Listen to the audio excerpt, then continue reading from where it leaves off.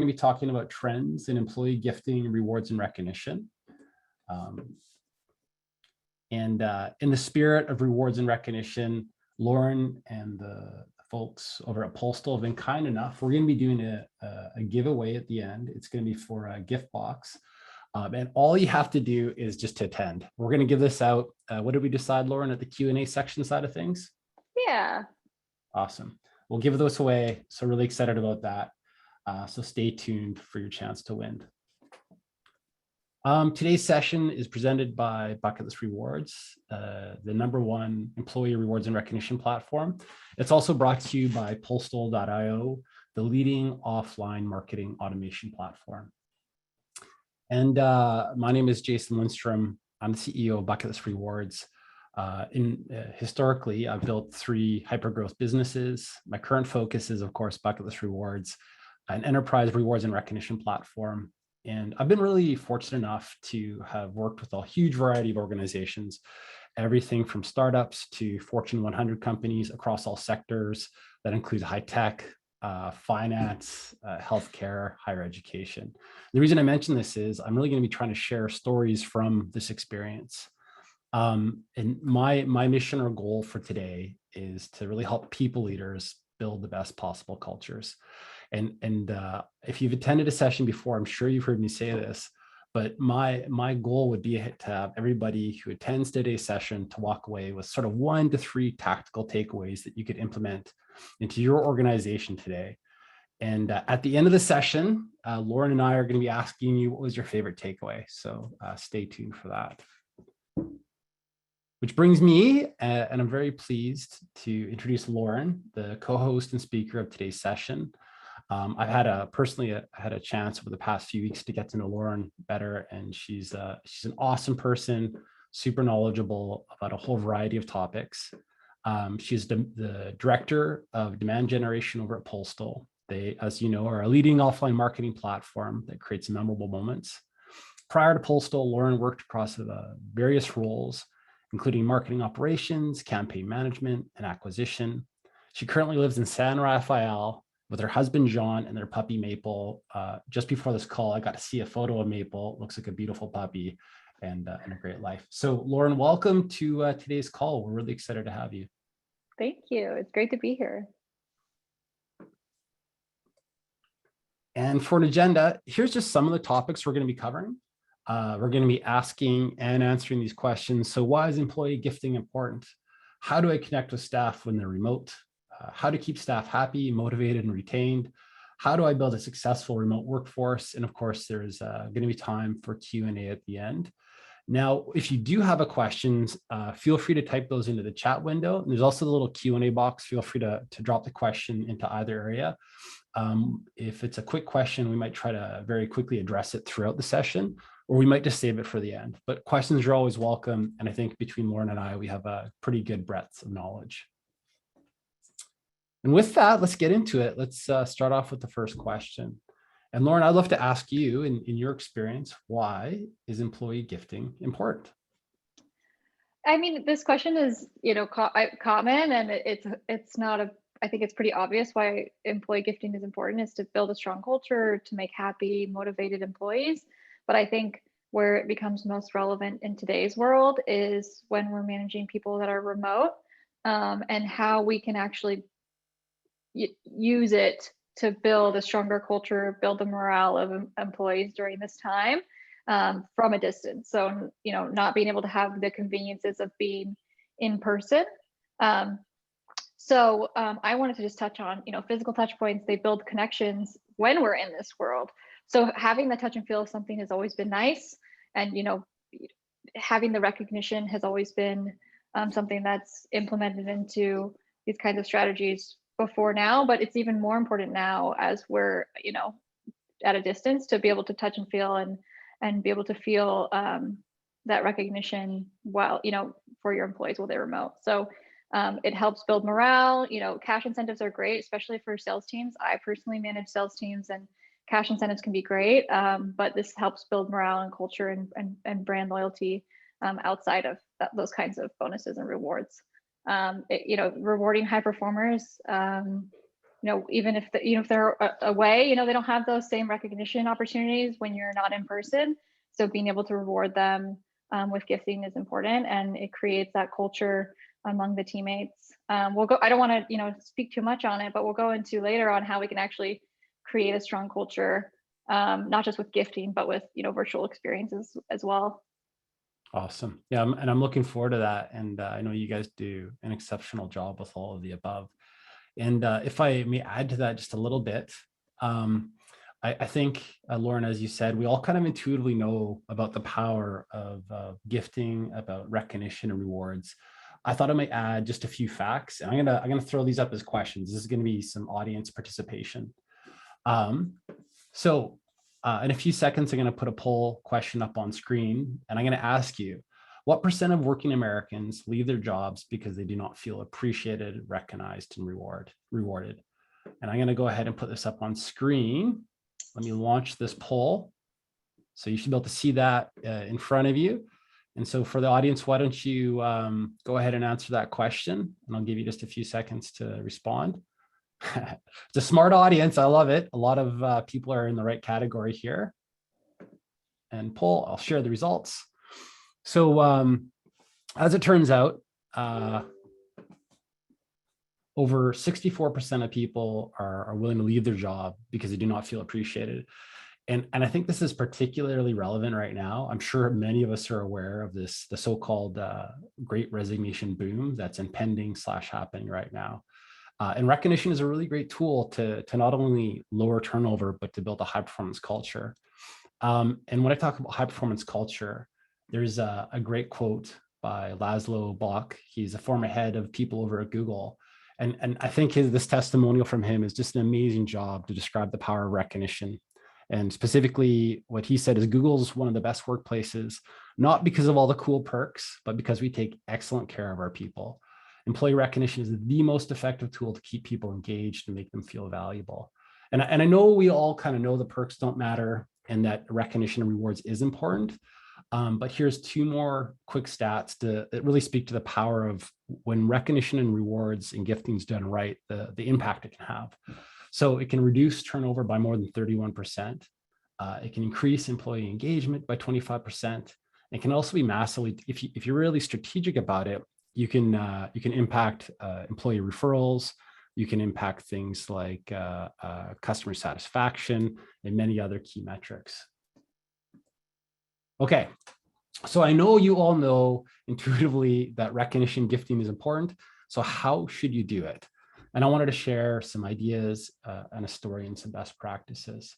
So step one, it's really important to create an award or a whole awards program that supports your company goals and objectives. And again, rewards and recognition can lower turnover, create inclusivity, break down silos. It can do a bunch of stuff.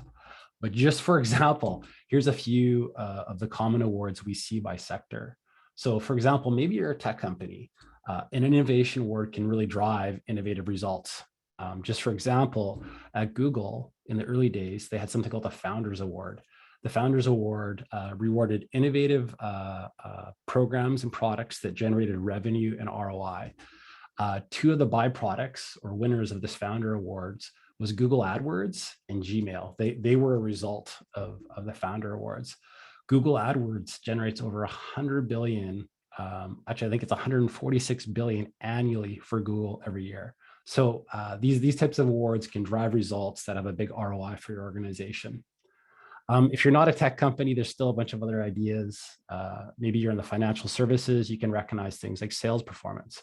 Maybe it's like a loans officer of the month. If you're in manufacturing, you can reward things like safe behavior with a safety award. Or if you're in healthcare, you can recognize things like patient care awards. So once you've identified your reward programs, you have to identify how do we, in fact, provide meaningful rewards to your employees. The best way to reward staff, and this might sound obvious, but is to ask them. And you can do this in conversation, or you can do this in a survey. Just as a note, we do have a pre-created survey we're going to be sending out to everybody who attended today. But I think when you ask staff, you'll be really surprised. And I think Lauren would probably have some good insights on this as well. But some people just want a half day off. Some people want some really cool swag. Some people are wine lovers.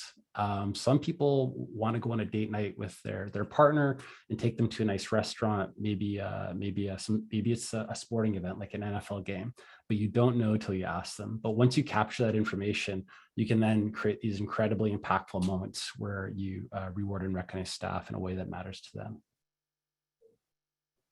So I'm going to kind of bring it all together and just share a short story on how Google does it. Google's great. They're an award-winning culture. They attract some amazing talent. I also know whenever I share stories about Google, people are often like, well, I don't have the budget Google does. And what I love to draw attention to is you do not need a high or a big budget to recognize and reward like Google. All the strategies I'm about to share, you can do for free or for a very nominal cost. And of course, with rewards and recognition, sky's the limits. But let's get into it. So when Google rolled out their recognition program, Google being Google, they're very data-driven, which really appeals to me. They administered tons of surveys, they held focus groups, they conducted academic research, and here's where they landed. They rolled out a spot bonus program, which is where managers can recognize high performance on the fly.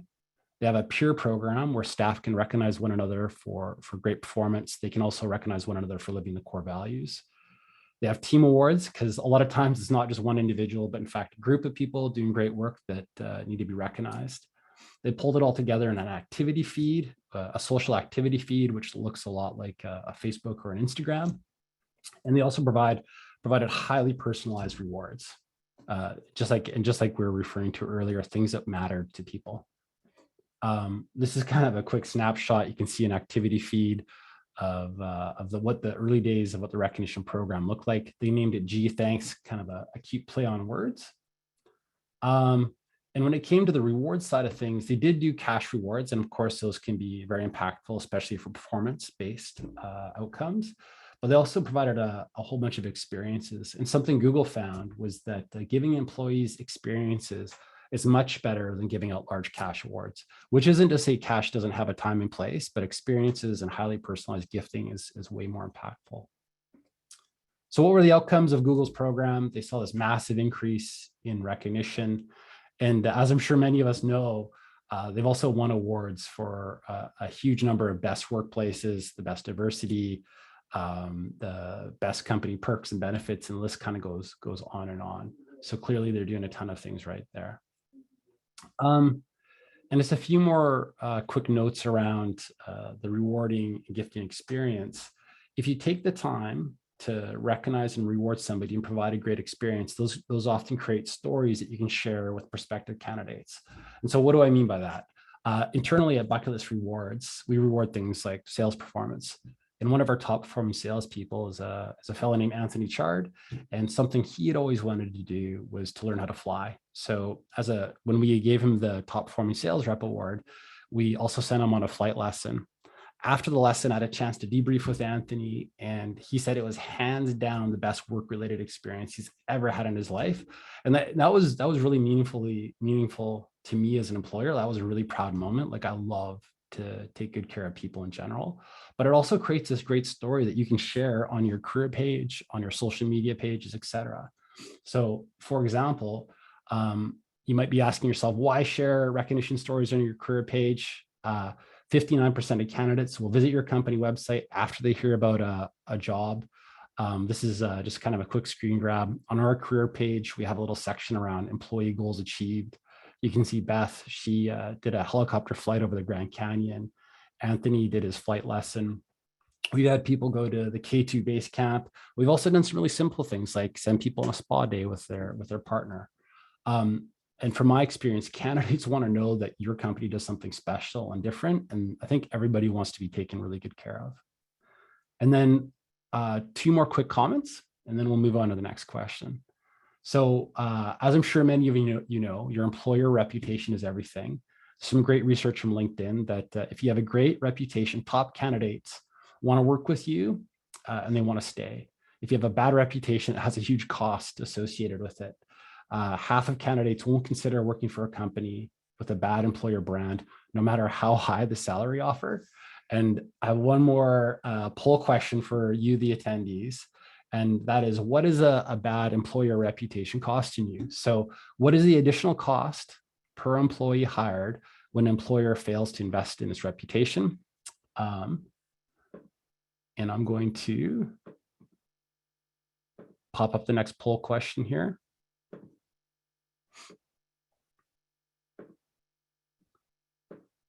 So I'm going to throw that poll question on screen. Oh, lots of answers pouring in. I love it. Lauren, what do you think? Over 3.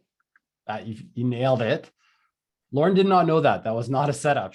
We did not practice this. No. We did not practice this one. No. I got to go ahead and end poll. I'll share the results. You guys are right. The vast majority of you said the cost is over $3,000. And it is, in fact, $4,723. If you want to learn more about it, there's a really great study. You can see the reference down below.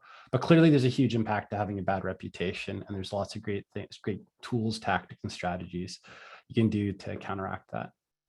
Cool. So moving on.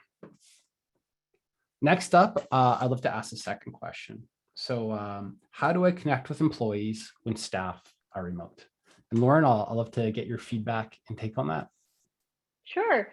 I just get the wonderful opportunity of meeting lots of customers who are doing amazing things to do just that, which is connect with remote employees. I am a remote employee myself. I have a team that's half of them are in HQ and half of them are remote. So I really manage a large hybrid team here. And so I've taken pieces of amazing things that our customers have done and implemented it for here at Postal. But I guess the obvious thing here is to make space for these connections to happen.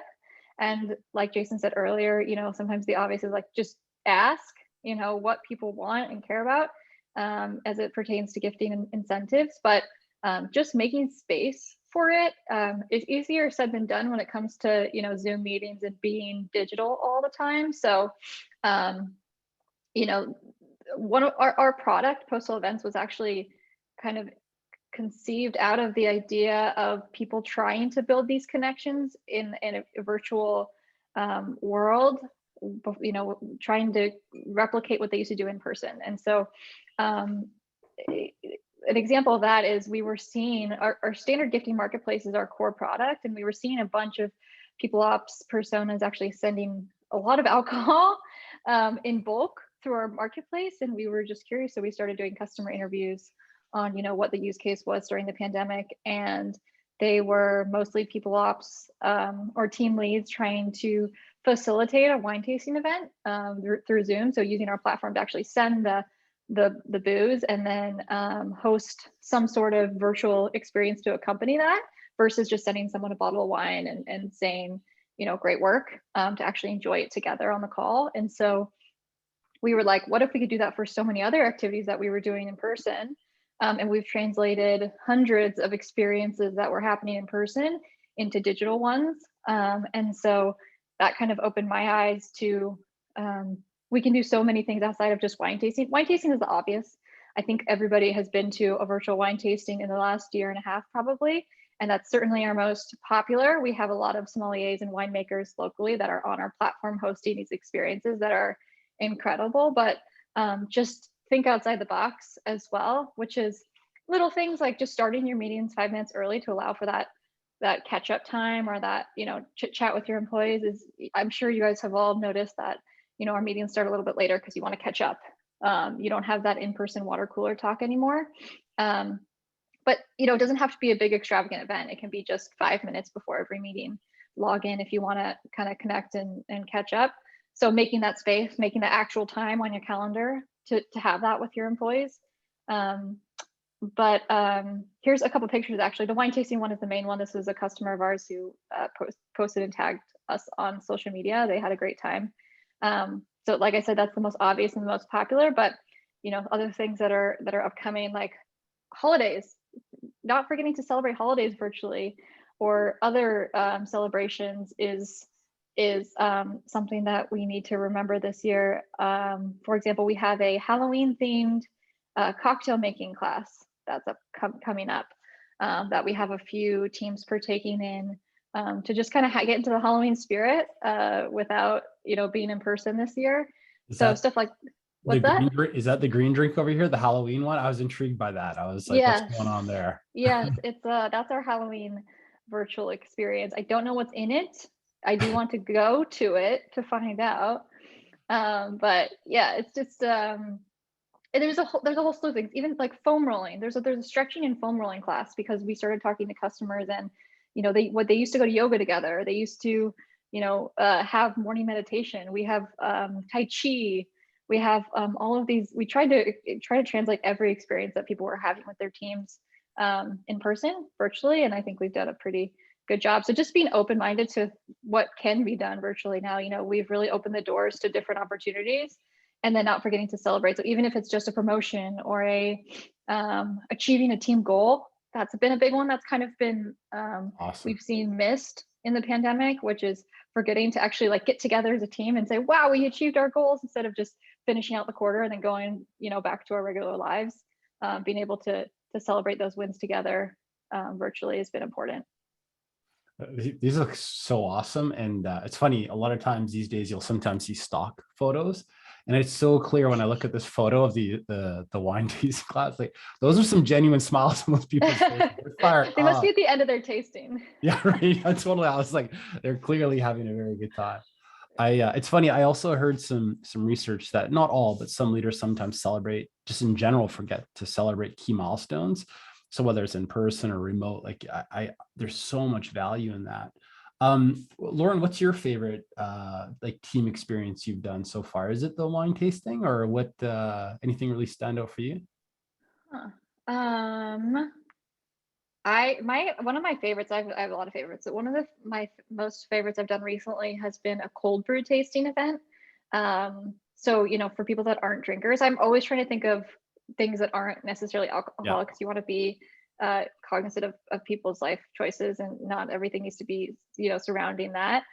So we did a cold brew tasting event where we got 4 different coffees sent to us, and we got led by this amazing woman who's like I don't know what you call her. She's like a sommelier, but for like other things. She just has a taste. She's a taste bud extraordinaire. So she taught us about the history. We did a little education, networking, and it was really fun to do it. We did it at 8 a.m. That's So we're like, awesome. Yeah. what is no better time to drink 4 coffees than at 8 a.m. So Yeah. that was my favorite. That's awesome. And in terms of bonding, and again, in my experience, there's nothing like doing a unique experience with a good group of people to bring them together, to get outside of those work conversations, and to allow like real friendships to form. And like that cold brew, the wine tasting, the Halloween party, that looks awesome. What you guys are doing is really cool. And sidebar, while you're chatting, Deirdre mentioned, she said, wow, we need to talk. Can we connect? And at the end, we're going to be making, there'll be a chance to connect with Lauren and her organization. And Amanda also asked, will the recording of this presentation be made available afterwards? 100%. We'll share both the slides and the recording with everybody. So excellent. I might expand just with a little bit of commentary on what Lauren was just sharing. I'm going to be talking about celebrating the journey. So a lot of organizations will do, weekly, monthly, quarterly fireside chats. In those meetings, those are a key opportunity to recognize great performance. Just for example, something we do internally is we do a weekly huddle. It's 30 minutes long. We talk about good news, where we recognize staff for high performance, for living the company core values, for hitting milestones. And it's not just like a good news party. We also discuss KPIs, like are we off track, ahead of target, totally sideways. We share general corporate progress. We also provide departmental updates. How is sales doing? How's marketing doing? How is CS doing, et cetera. We also, just like at Google, we have an activity feed where staff can recognize one another for living the company core values. They can include GIFs, which are a super popular little feature. But I find this is a great way to bring people together, create alignment, and create excitement around the corporate journey that we're on. Awesome. So let's switch gears to the next question. And Lauren, I'd love to ask you how to keep staff happy, motivated, and retained. Yeah, I kind of brought this back to kind of our original conversation around incentives and how to provide incentives and what to provide as incentives. And kind of as a just a company value, our hypothesis and our philosophy around gifting is that meaningful local gifting is really the new swag. I think before the pandemic or even still, a lot of people we send a lot of swag with our brand on it. We get, we have a new employee box that goes out. Those are certainly important, but those meaningful gifting items and occasions are really what makes a difference between a happy employee and a retained employee and motivated employee and someone who feels like they're recognized and a unique part of an organization. And so I could just put pictures on the slide because I think it tells the story well, which is we built a marketplace of gifts and items and personalized experiences. And I can send Jason, my favorite thing in the marketplace. A lot of people ask me, what's your favorite thing in the marketplace?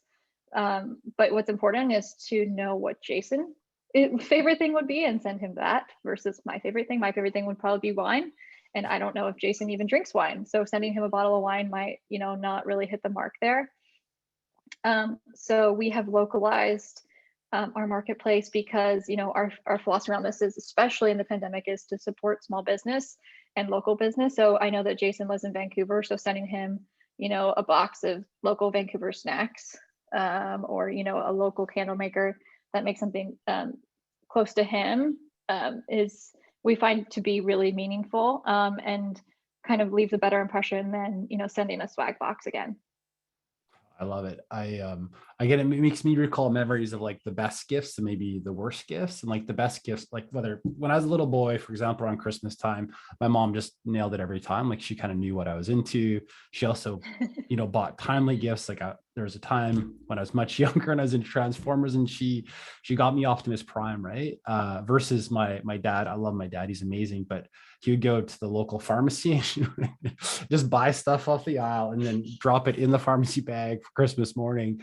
And it fine, but like the experience is way different. Like the highly personalized experience, like you described here, is so impactful. Like those are what makes memories that last for years. So that's awesome. Yeah, and on the last, I would also say with a caveat, because something that could be meaningful to me could also become meaningful to you, Jason. So like on the right hand side here, for example, this is our launch where we kind of announced that we had a kind of on-demand internal marketing agency that could really fulfill any wish or dreams in terms of personalized creative gift box. And we had a custom scented candle made so it's a San Luis Obispo candle, which is where we're HQ'd. And we sent that out from HQ to everyone around the country, and that is meaningful to us, and it became meaningful to them as well. It's a nice touch of our home here. That's great. Wonderful. And to maybe expand upon Lauren's commentary and right in line with everything she's saying, at Bucket List Rewards, we've had a chance to survey many tens of thousands of staff. And exactly what Lauren was saying, personalized rewards matter. And I thought I would just share and maybe expand upon with a few additional ideas for you, the attendee today. What I've found is that once you do understand what your audience wants, and you don't have to give them a blank slate if you don't want to, you could provide a list of ideas and have people rank them. But things that are really popular is if you can reward an employee and their significant other or partner. For example, in the tech space, brewery tours are super popular. Maybe it's a wine tasting for two. And you can send people with their significant others and you can really take care of them. Like those, again, are the memories that last a long time with your staff because they feel truly taken care of. Spa days tend to be super popular as well. And again, from experience inside the healthcare space, it's massively impactful. I know in a lot of sectors, people are working their tail off, but healthcare very specifically, staff want time off. They want to be taken care of. My wife works in a children's hospital, and her team are just, especially these days, working their butts off. And she's never had this opportunity with her workplace, but I know how meaningful it would be for her just to be told thank you and then to be taken care of. Something else that's awesome, and this is a great individual partner or even team award, is to send a team to a sporting event. Now, this isn't for everybody, but for those people who have a team, whether it's a Seattle Seahawks or whether it's like your local college team, if you can send people to a game like that, can be an awesome way to get people together, just because people are so passionate about their team and their sports.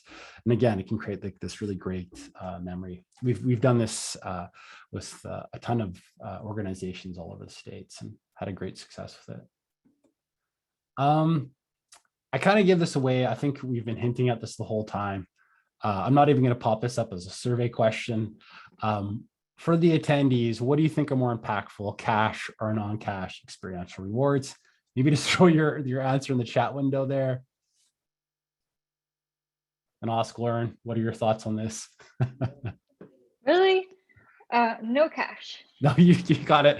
No cash. It's non-cash. It is experiential rewards. And this isn't just based upon bias or personal experience. There was actually a paper done by the Wichita State University that said people find experiential awards more motivating than cash awards. Interestingly, I mentioned Google found the same survey finding. They actually did a blind A/B test, whereas as a reward, they tried out an experiential reward versus an award attached to cash, and they found out the experiential reward was far more impactful. Very specifically, sometimes cash gets tied to performance, and also cash can create a sense of jealousy between employees, where in experience you can often root for and cheer for your colleagues who got that. And that's not to say cash isn't impactful. Of course, it matters in this world today, 100%. But you just got to be very strategic about how you incorporate it. Awesome. So let's talk a little bit about how to build a successful remote workforce. And I'm going to share just a couple of quick thoughts I have on this topic. Tied to rewards is the whole idea of peer recognition. And from all the recognition you can provide, peer recognition is probably the most impactful. Why is that? If you just allow only leaders to recognize staff, they'll often miss some of the great work that's taking place. However, if all employees can participate in the program, there's going to be way more recognition. It'll create a way better sense of inclusivity.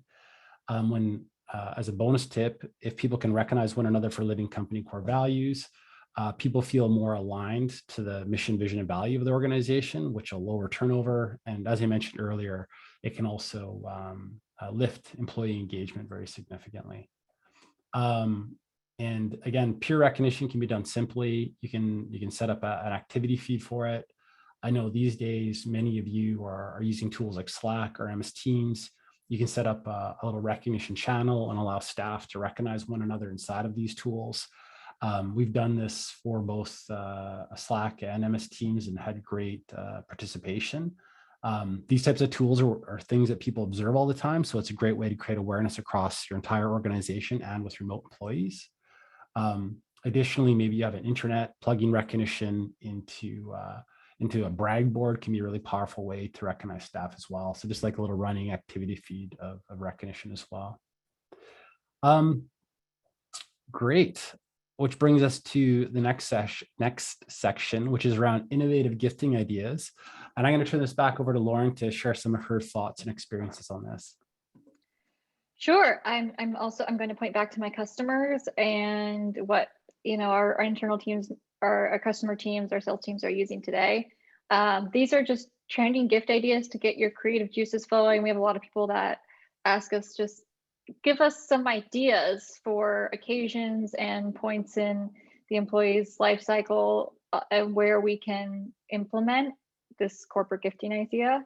And here's just a few of probably our most popular reasons for gifting, and the most popular item within the marketplace that we see sent around these actual occasions. So the standard ones are there, right? The new baby, new house, new nuptials, new house. We have this amazing vendor that does make hand dried and hand assembled bouquets that last forever, which I've been sending, and somebody actually sent me one that's really cool. They last forever, so it's something that is a memory that doesn't fade like flowers. Marriage, this is a nice gift box, and I personally like this one because it doesn't contain alcohol in it.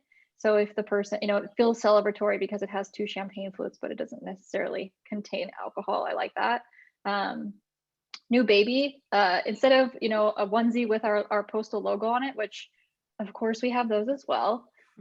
This we've seen started trending in the marketplace.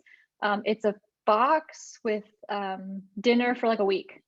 So it's like soups and treats, and it's like a little bit more practical and functional and much needed when a new baby comes home.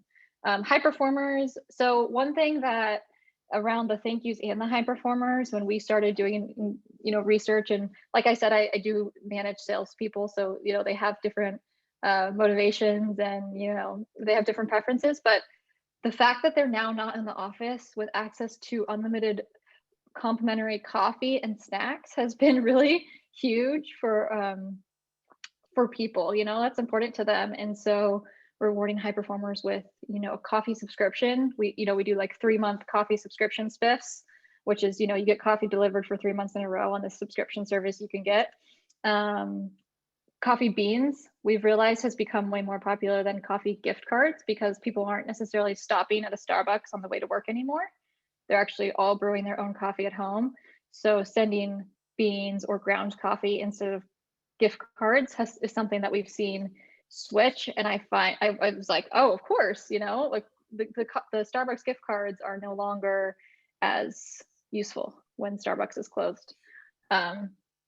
Promotion, promotion is important to recognize, but you don't necessarily have to send something huge, or an SDR on my team might move from an SDR1 to an SDR2. It's not a huge promotion, right? But we have these chocolate greeting cards that have these kind of cute and pithy sayings on them that are just a very small, low cost, nice touch to just say you hit your monthly goal, good work. And we've seen those sent out a lot. We have a lot of variations of those. And then I have the thank you boxes, which are the snack boxes. That's what my sales team wants when I give them an option. They typically want, I think the way that our marketplace has them set up, which is like feed them for 2 weeks, 4 weeks, or 6 weeks. And so it'll be like snacks for a month on me. I think it probably varies based on how many snacks are consumed, but it's kind of fun. I'll say, snacks on me the next month if you hit your targets this month. That's awesome. I bet you people have different. I have a pretty big appetite. I could take that box down in a matter of days, but it looks delicious. So. It would be a fun challenge, actually. How fast can one eat an entire snack box? You're awesome. These are great. And then just in addition to that, in terms of innovative gifting ideas, making people's dreams come true. And again, just anchoring this back into finding out what people really want. Whether that's a spa day for or maybe whitewater rafting or kayaking or helicopter trips. And to be clear, 100% clear, it doesn't have to be something big at all. Just for example, we work with one organization called 1-800-GOT-JUNK.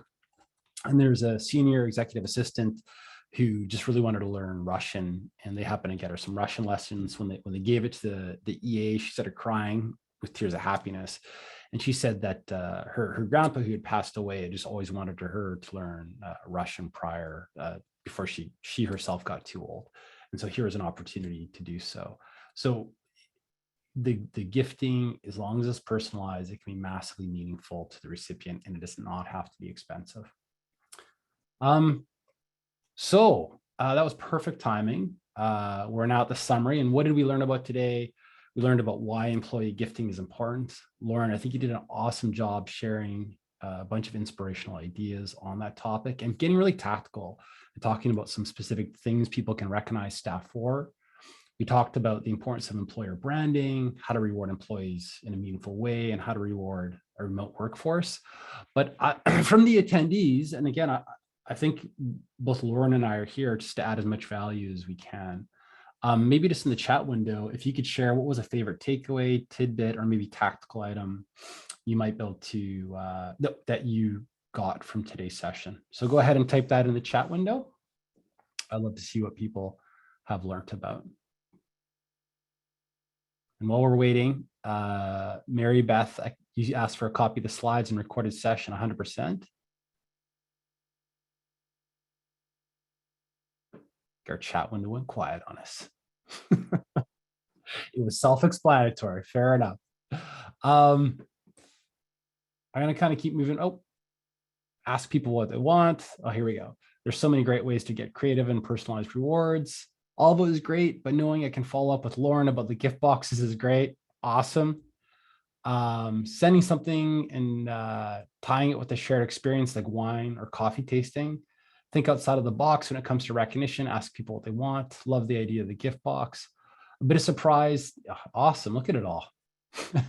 There was that moment of silence where I'm like, did we give any knowledge? But here it goes. It's awesome, everybody. I'm pumped to see. Yeah, I like that they made us sweat a little bit. Yeah, I do. Right? There's a dramatic pause there, but it looks like there's just, it keeps flowing in. Share recognition stories on social media page because candidates visit the page. I've learned the importance of peer recognition, weekly huddles. I love it. Okay, awesome team. Awesome. Super pumped that everybody here got some good value from today's session. Cool. We're going to switch gears and I'm going to talk a little bit about the companies that we represent.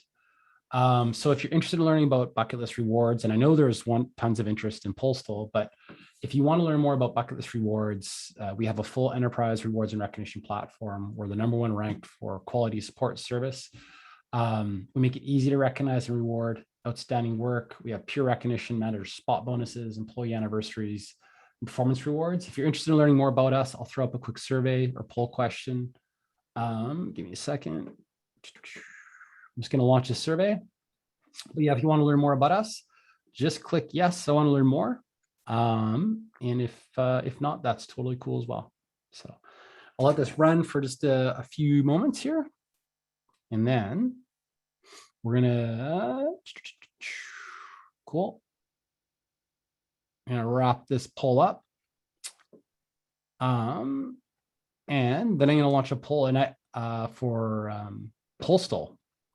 So if you want to learn more about Postal, and I already know there's a bunch of you who do, would you like to learn more about Postal.io? Just click yes if it's a yes. I'm going to click yes myself because there's a few cool things I want to be handing out.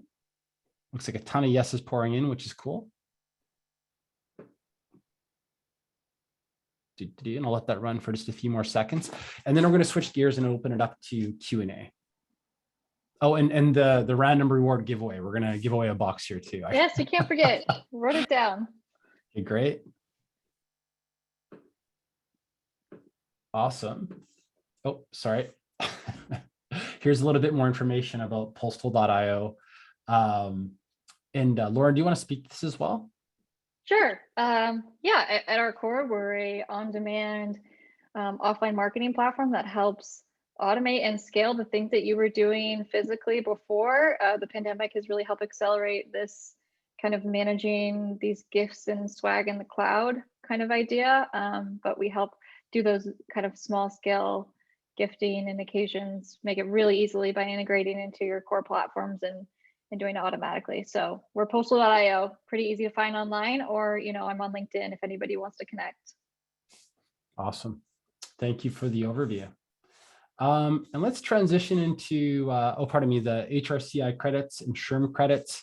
I know for everybody who attended today, so I'll give you a second to jot those down. HRCI is, for those of you who are on audio, it is 567955. That's HRCI. And then SHRM is 21 VC3UE. And we'll again send a copy of this presentation out as both recorded and a PDF after today's session. And then moving on to the giveaway. Give me a second here.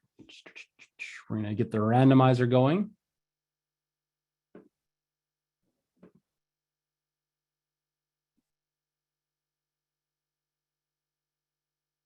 The winner is Rory Andreessen.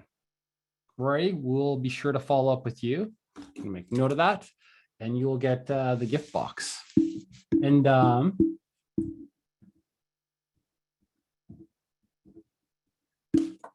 And you'll be hearing from Lauren, I take it, with more details on that one? Yes, I'll get your email address from Jason and the team, and then I'll shoot you your link to your prize. Wonderful. Thank you very much.